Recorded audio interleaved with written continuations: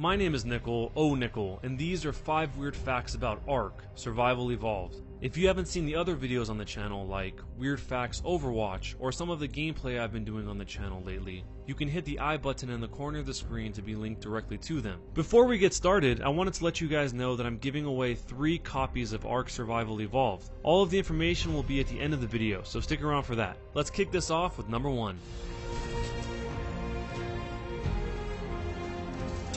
Ark players know that feces can be utilized as a resource. It can be used to fertilize crops or to tame dung beetles. However, the original purpose of adding feces to the game was to ensure that players have a way to escape if they were to become trapped. You can ingest feces since it's classified as a food. Ingesting feces injures the player and they can use this method to commit suicide and respawn somewhere else. According to Studio Wildcard's co-founder, Susan Steiglitz, this solution kept them from having to include a suicide key, which would have been an instant death that would just feel cheap. It made sense to include a biological function that could serve that purpose, while also working well as a usable resource.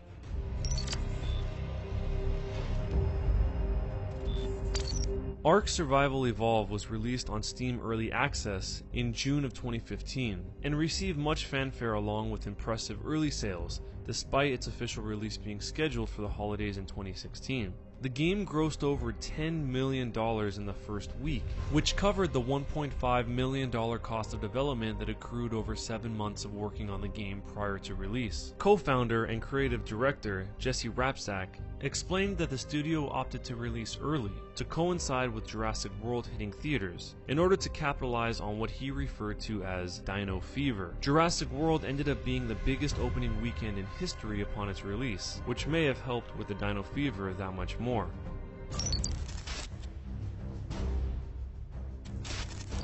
Another Studio Wildcard co-founder, Jeremy Steiglitz, potentially violated a non-compete clause with former employer Trendy Entertainment, the developers behind Dungeon Defenders. He allegedly poached developers and worked on his new project in secret while still under the non-compete. In 2013, Kotaku published an article called A Video Game Studio from Hell, in which Trendy employees complained about 7-day work weeks, sexist decisions, and a toxic office environment under the management of Steiglitz at Trendy Entertainment. He would later write an email to Trendy and their investor Insights with the subject "might need to leave" that stated, "After the slander leveled against me by certain people at Trendy, I can't really trust or work with these individuals ever again.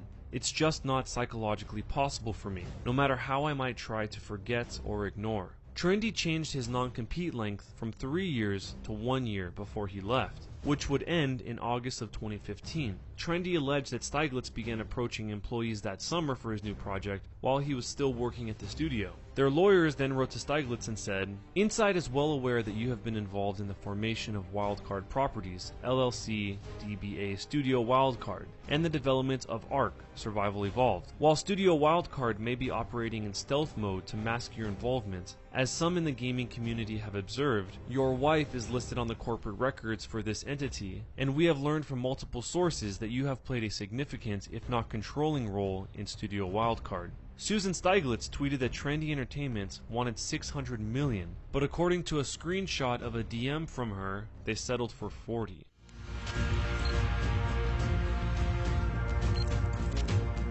Ark players are given access to the Dev Toolkit and are encouraged to create mods for the game. For the International Modding Contest, players voted on their favorite mods, with $63,000 as the prize pool for contest winners. Among the finalists include a total conversion mod called Ark Moon Survival, in which the players can create space stations and explore the moon on a rover. Another finalist in the contest was the Advanced Architecture mod, which enables players to create complex castles. According to Jeremy Steiglitz, the modding contest is being held to determine potential candidates for the official mods program, which will bring mods of exceptional quality into the official game. One map called The Center gives players a world nearly twice as large to explore and a greater breadth of experiences. Ben Burkhart, the creator of The Center, declined a contract job to design this map single-handedly. He worked on it 10 to 14 hours a day, 7 days a week. He said, "Instead of doing the wise thing and getting another job, I risked everything and decided to take 2 to 3 months off work to take a chance to make something awesome for the game." The map is to be complete with a twin active volcano with lava flowing, swamps, rocky formations, and even a cave system. The cave system was described as basically a cave so large that you must travel quite some distance to get to it. But once you do, there will literally be an entire ecosystem living under the ground, with giant lakes, massive ceilings with clouds, and even a glowing sun that lights the area similar to the journey to the center of the Earth. The giant cave will also have multiple caves all around that lead into it. Not only did Studio Wildcard showcase the map, but according to this LinkedIn profile, Burkhart is now employed as a level designer at Studio Wildcard, and it all started with a mod contest.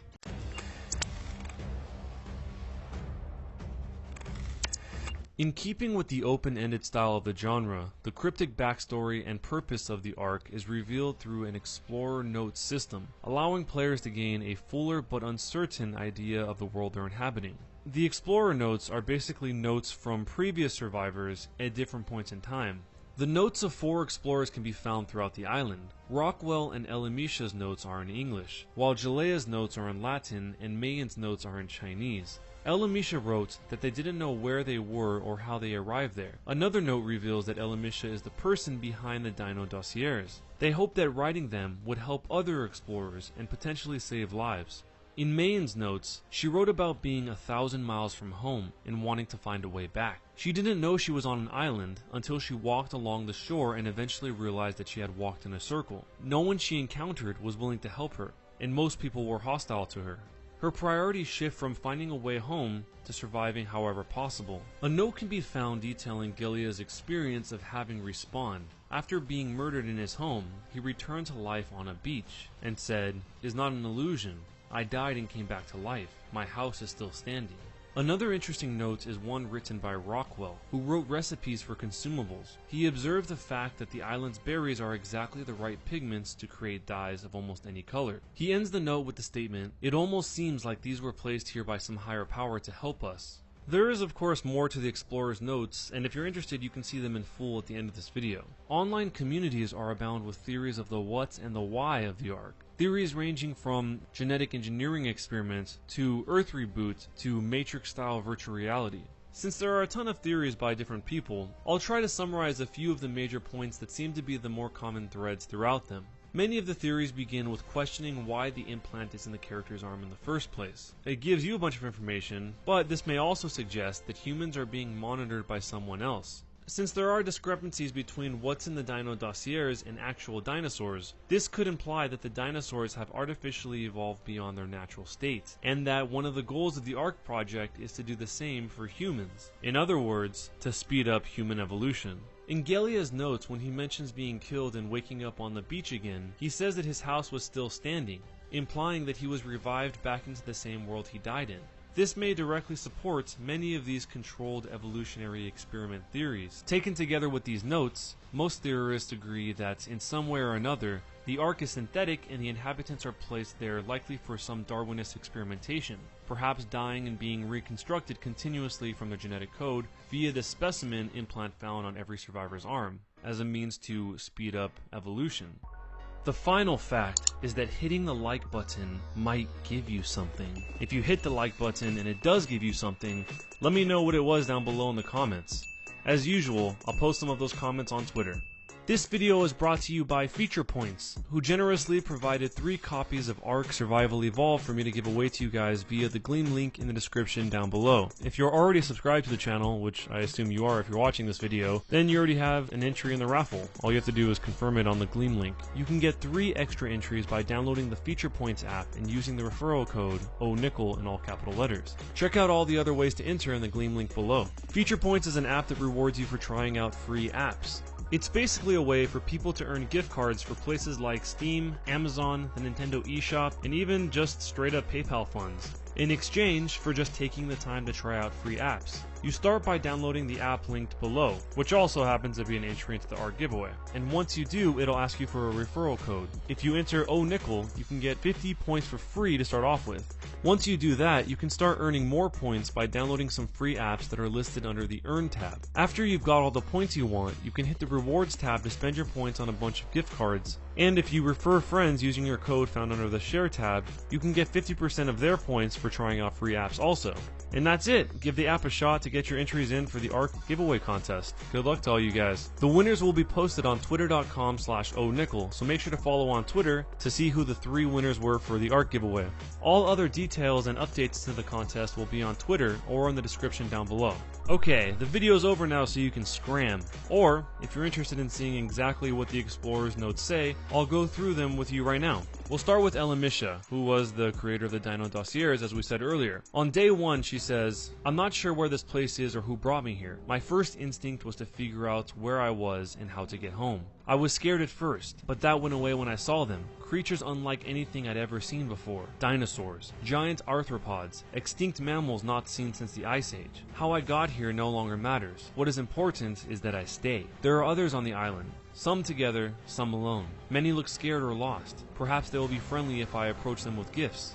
On day 9, she wrote, "I'm not sure where the creatures on the island are magnificent. I never dreamed I'd see anything this amazing in my life. None of them are exactly what I expected them to be. Perhaps I should study them in detail. Yes, I think I'll do that. I'll list what I've heard other people call the creature, give it an actual name, and approximate its time of origin.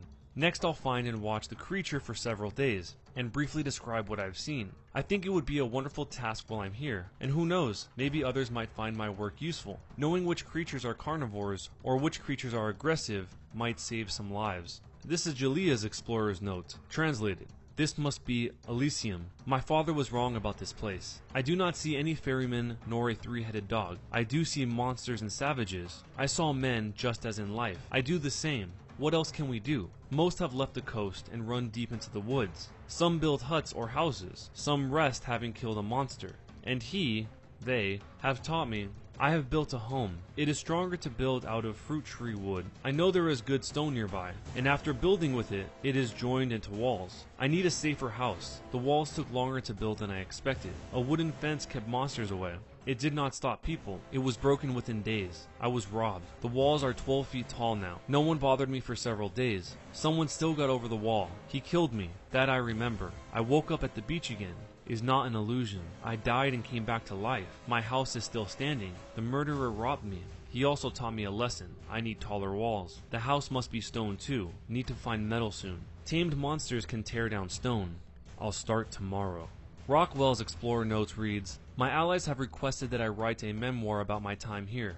My name is Edmund Rockwell. I am one of the most known men on the island, and one of the few who feel safe from the marauders. I live in a well-fortified base on an atoll southwest of the main island, where I do my experiments. I understand the flora of this island more than anyone else, and I choose to share my knowledge. People write down my formulas. I hear they're called Rockwell recipes. I only ever wrote them down once, but people make copies. The most common fruits on the island are easily the berries. 3 berries in particular seem to be the most abundant. They have wildly varying appearances, but their chemical makeup is very similar.